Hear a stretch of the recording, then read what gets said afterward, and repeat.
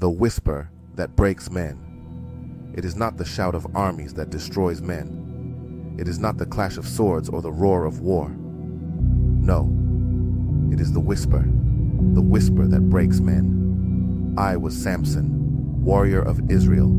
I tore lions apart with my bare hands. I carried city gates on my shoulders. No man could overcome me.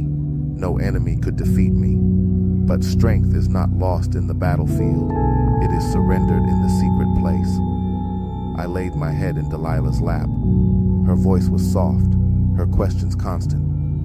Tell me your secret. Tell me where your strength lies. And slowly, the whisper wore me down. Listen carefully.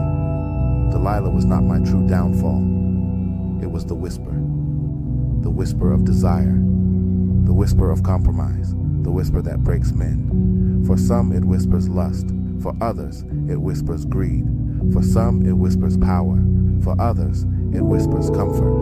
The face changes, the form changes, but the root is always the same. It does not shout, it does not strike, it whispers. And every whisper chips away at your covenant until your strength is gone.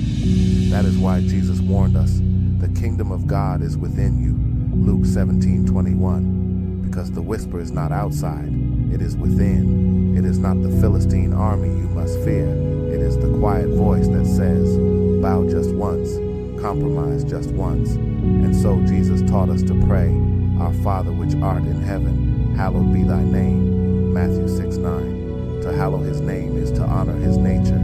To silence the whisper, you must align with his nature.